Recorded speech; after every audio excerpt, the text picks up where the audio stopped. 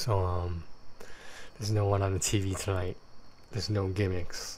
Cause I'm about to keep it real. I'm about to drop some knowledge. Okay, one gimmick.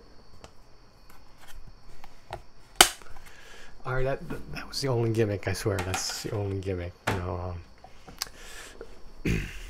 So I wasn't sure about making this video, but today's a great day. I think again, I know when the days just go by and I don't know what's happening. So there was a number of ways I could have phrased this, but like I said, I wasn't even positive I was gonna make this video, but I'm gonna talk about a number of topics that are sort of related to each other. Off the top of my head, in no particular order. Let me put it this way. If you do unhealthy things that endanger you or others, my only question is, let's say we knew each other and I was aware of your unhealthy things and your lack of not doing them, so to speak. This just brings up the whole argument from a video from a few days ago, is if, hypothetically, if you do unhealthy things and you are my friend, but you wanted me to be your best friend, or you thought of me as your best friend and were expecting me to feel the same for you, why? Why? I mean, why would I put myself in a situation where if you continue to do said unhealthy things, and God forbid something happened to you or someone else, or just in general, why would I put myself in a vulnerable position to grieve more, assuming something really bad did happen, God willing, God forbid, etc. Or I guess that's God not willing.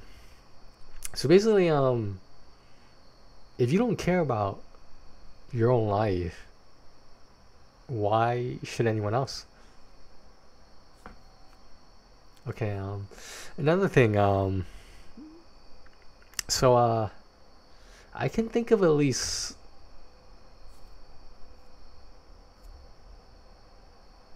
four people that I still currently know who I basically interact with on a regular basis, and I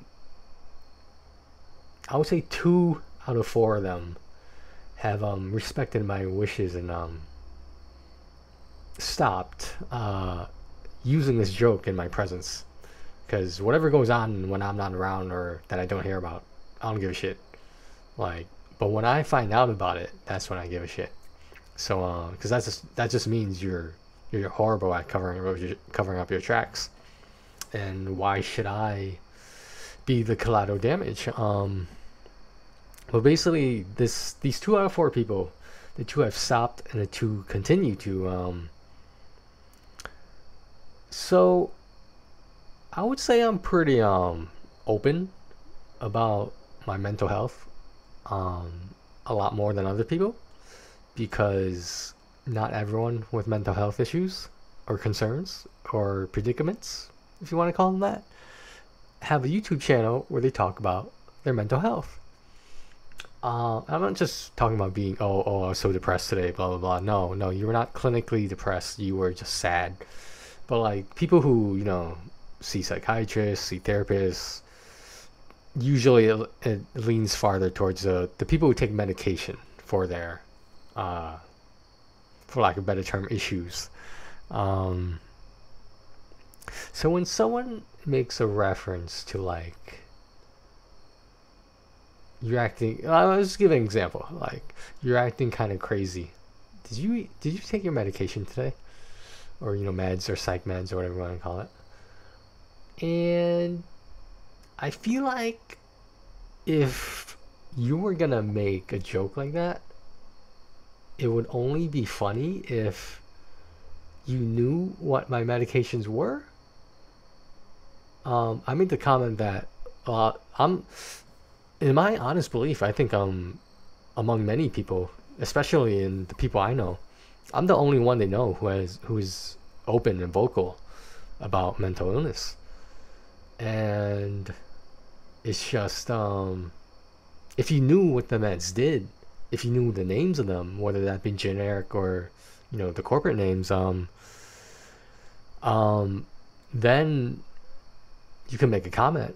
But I don't think there's anything to joke about. Am I crazy? Could I have been crazy? That's a reference for those who don't know that.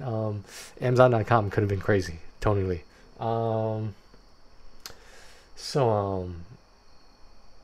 Yeah, back to what I was saying though. Like, I mean, so like, I don't know if people notice I can do this, but I'm pretty good at it.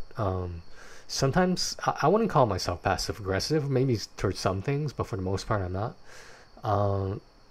Basically, I know how to do a fake laugh. Like, it's easily confused with my real laugh. That's why it's so good. So when someone makes a joke about something I don't think they should be making a joke about, because sometimes I need time to process how I'm going to approach talking to them seriously about it. So sometimes I'm able to appear to laugh it off, even though in my head I'm going, that is completely inappropriate. Again, if you knew about my medication, if you actually asked me to tell you what possible side effects are, possible benefits, possible disadvantages of these medications were, that'd be different. But most people have no interest in that. For them, it is an uncomfortable conversation to have. And I fail to see where this is my fault. But anyway, the fake laugh looks something like this. Okay, you watch. So like, Tony, did you take your medication today? So somewhat, maybe not the last part with the finger pointing, but like, yeah, I'm pretty good at it. But that's just my own reaction. I don't think it's necessarily healthy, but for the most part, it works for me. For now, that is. But yeah, the other thing I wanted to talk about real quickly, now that I've addressed those two topics, I just noticed that. So I've been suicidal before. Never actually made an attempt until, that however many videos ago that one video was. I wish there was an easier way to find the content of my videos, but maybe YouTube will have a search parameter for that. I will say that after however many actual suicide attempts, for me only took one, you sort of lose all fear. You lose fear of, like, what's the worst that could happen, because essentially if you succeeded, or if I succeeded, some people would view it as the worst that could happen, because they're, for some odd reason, they care about my well-being, even though certain caring intentions are sometimes misleading and kind of confusing. I don't know where to begin about that. Jeez. But yeah, like, one of the things I will admit that was going through my head when I was in the process of in the quote unquote process Philadelphia 76 was in the process of attempting suicide. I said to myself, like, I'm gonna find out what happens after this existence. Like, what happens life after death? If there is even a life after death. Like, is there a heaven and a hell? Is there a purgatory? Is there reincarnation? And I was actually kind of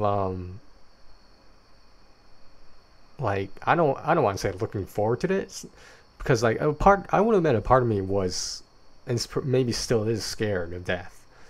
But if this makes any sense, I may be scared of death, but I'm not afraid of suicide. If that makes any sense. Let me just reiterate that I have to cover my tracks here. People in my situation have to cover their tracks here with these issues. I would just like to point out that, vehemently like to point out that I'm currently not suicidal. I'm not a danger to myself. I'm not a danger to others. I'm just speaking my mind on my YouTube channel. And if you are watching, that's welcome to the channel. I mean, I don't know what the fuck do you want me to say. Oh yeah, that's what I want to say. The last thing I want to talk about is this.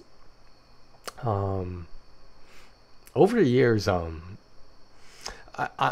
honestly have been really trying to put an effort into not using certain slang that I used to use. Um, I try, believe it or not, the majority of this is not based on physical or not physical, personal beliefs or like experiences that made me change or attempt to change the language that I use.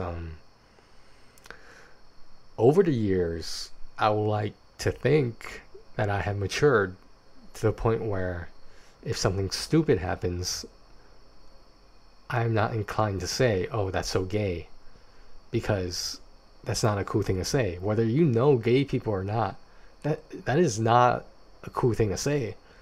And I thought people would get this as they got older, specifically people I've known in Bridgeport, in middle school and high school, in college, and I was just thought like, when you have kids, right? Or if you're even thinking about having kids, are you telling me there's gonna be zero chance of them being gay, having mental illness, getting into legal trouble? I mean, look at all the fucked up shit you did in your life. Now imagine your offspring doing that. It's kind of scary. I mean, but what do I know about parenting? What do I know? Um, but yeah, this has been a really hard one for me to do, but I'm trying to avoid using the word bitch in whatever manner, in terms of like, I don't want to say shit like you bitch ass, or I try not to say motherfucker, because like I feel like that's someone like sexist a little bit. Yeah, so I'm not saying I'm trying to be completely politically correct, but I feel like everyone should at least try to be. And I don't see what benefit people inwardly get from using derogatory terms and whatnot. It just doesn't make sense to me. No, don't get me wrong. Like, I'm not claiming I'm some sort of angel or whatever reincarnation of whatever pure good person there is out there. But I'm just saying that it's one thing to use it and not care. It's another thing to use it and then realize you shouldn't have used it. And by it, I mean whatever words or whatever slang. So, I'm just I'm trying not to use those words. I'm in my head, because I'm making a conscientious effort to. That's like, to me, that feels like progress. And I just want to point this out. Human beings, let's get a little bit philosophical here. Human beings are naturally selfish. Human beings are naturally into themselves. Human beings are naturally narcissistic. And the reason behind this, in my opinion, my theory, is this. Everyone lives their own life as their own life. In your soul, your psyche, your mentality, your mind, there's only one person there, yourself. So it's only natural that at first you'll be more concerned about yourself rather than any other people. Now, obviously, certain things change when you get married, have children, etc. Blah blah blah. I mean, like, it doesn't have to be marriage. That's what I think people don't understand sometimes. Just because you're not married doesn't mean you can't be in a committed long-term relationship where you have to like solidify it through a legal means, unless it was for insurance or citizenship or something normal or legal like that. Then I can understand. But like, you don't. Society doesn't dictate that you have to get married with a marriage certificate and whatnot to be happy with someone for the rest of your life. That's all I'm saying. I mean, do most people want that? Of course. Why? Because we've all been brainwashed. But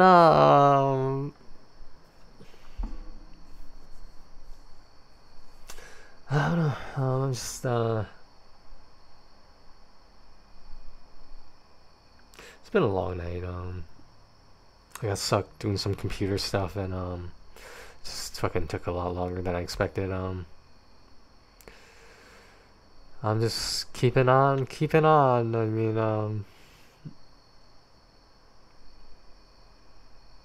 you see, like, what I like about my hobbies, specifically this and PlayStation. That's all I can think of for now. But I used to be really big on forums. Like, I used to like comment and post and do all this shit.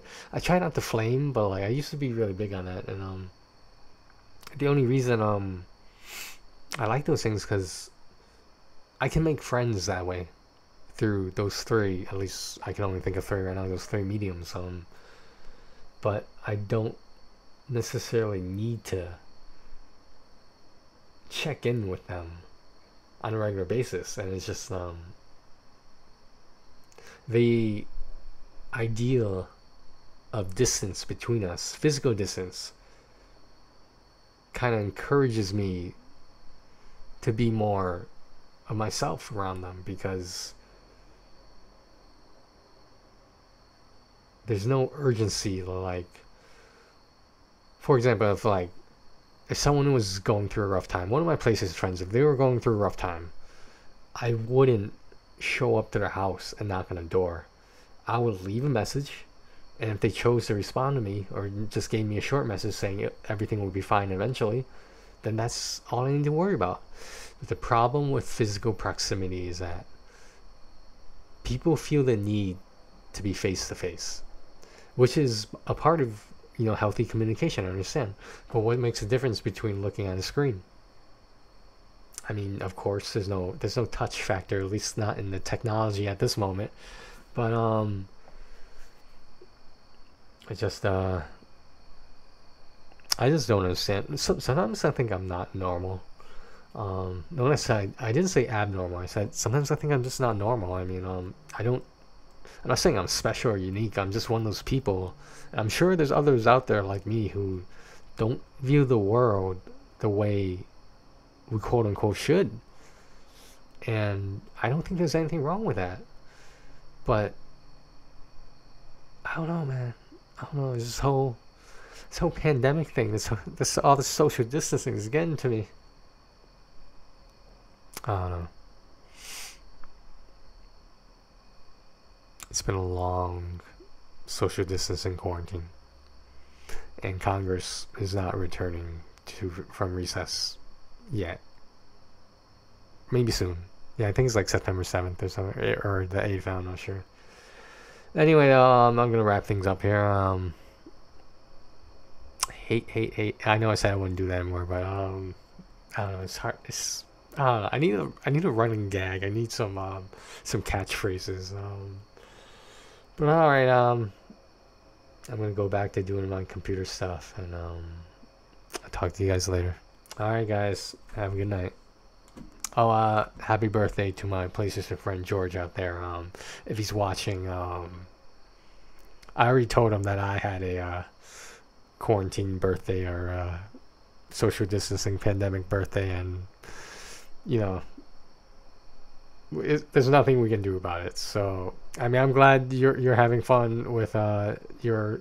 I assume a bunch of them were online friends, but I don't know your business, man. That's all I'm saying. But I just wanted to wish you a happy birthday. All right, guys. I will talk to you later.